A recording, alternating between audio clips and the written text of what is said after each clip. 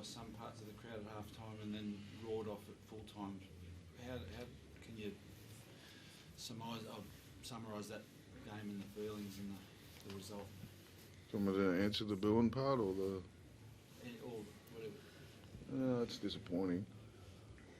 Yeah, it's really disappointing to people to even, I know the scoreline's not what they want, but to boo the effort that went into that first half from a really young team. The people that booed don't know anything about rugby league. They're probably the ones that cheered at the end too. That disappoints me that they do that, because although the first half we defended our hearts out. You've got to remember there's a really, really young footy team there against a very good opposition, and you saw what they did last week to a pretty full-strength Brisbane team. So they've got some dangerous players there. So our guys, I thought were excellent in the first half, and we made a few errors leading into half-time, which you know, gassed us a little bit, which led to the last try. I thought we could have been going into the sheds at 12-0 down, but tremendous effort in the second half. I think we only made the 2 errors, and there was plenty of ball movement. And you know, again with the first half, I know with the booing and that, I know people are disappointed with us, but trying their backsides off. We don't have a front rower available like a play 1 or a play 2 front rower, and to lose Frizz straight away, booing's a bit harsh.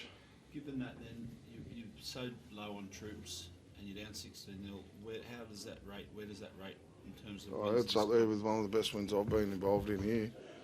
You know, to have those kids out there, you know, I know there's only the one debutant tonight, but there's guys there with less than 5 or 6 games. There's a heap of them, and you know, Jermaine and Elijah, they're playing SG ball last year. It was. Yeah, I'm a bit hurt by the booing. I get, you know, we don't want to let anyone down, and people can. I didn't think I'd see that. You know, I've seen bigger losses here over the years, and I'm not sure that they're booed. But anyway. What about for you, Caitlin? I know it's only one win, but where does that bring for you in terms of the games you've played here?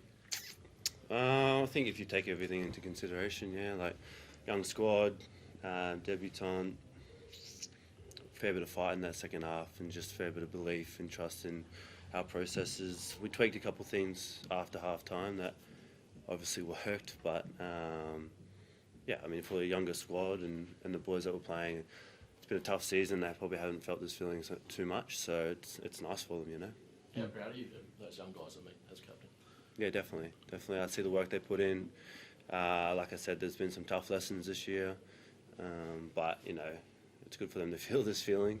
You know, footy is fun and it is joyful at times, but again, I see how hard they work, you know, and so we've got to just keep working hard, you know, keep our heads down and keep working hard.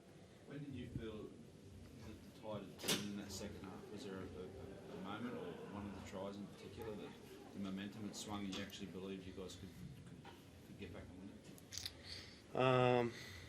I felt like not the whole half, but I didn't feel we were under as much pressure in that second half. I know the first half we defended a fair bit, maybe because of due to errors and where we turning the ball over, but just felt like in the second half we were in the game a lot more, and we stuck to our processes, and you know, with a bit of, you know, Gags had a good game. Yeah, with a bit of flair we ended up getting over them.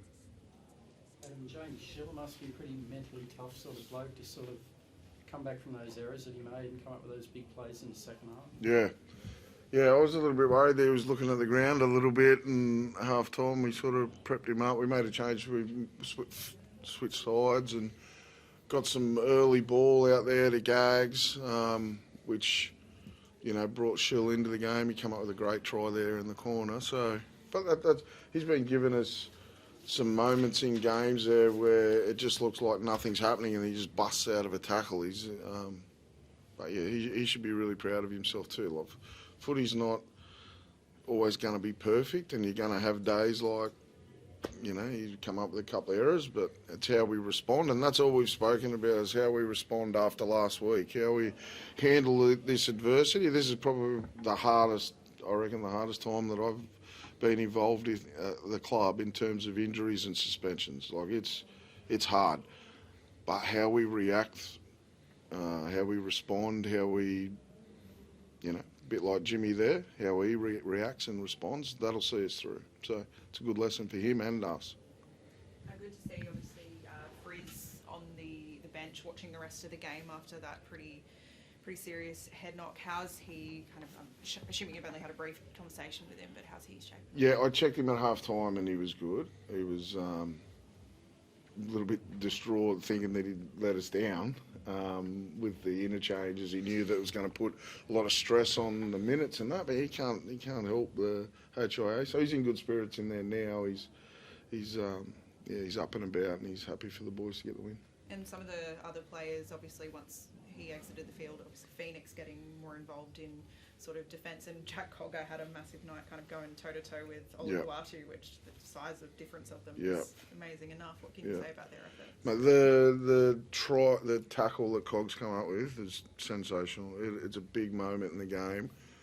But a lot of that ball movement that we're talking about in the second half, Jack played a big part in that. I thought he was great. The spine really stood up. The halves, Caleb was in everything, and then you're putting Phoenix in amongst all of that. I thought they were great, but yeah, special mention there. He's definitely fighting out of his weight class, isn't he, when he's coming up against him? But mate, tremendous tackle on the try line. Yeah.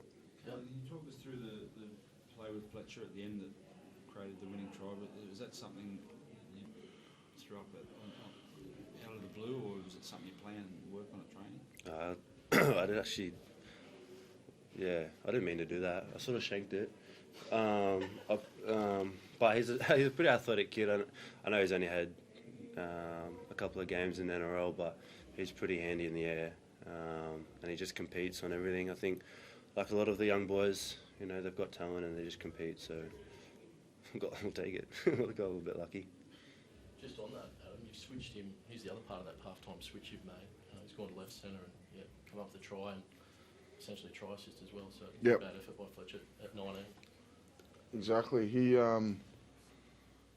We know that he goes and competes on the high ball, so we've really pushed that recently. We haven't done it a lot in the past.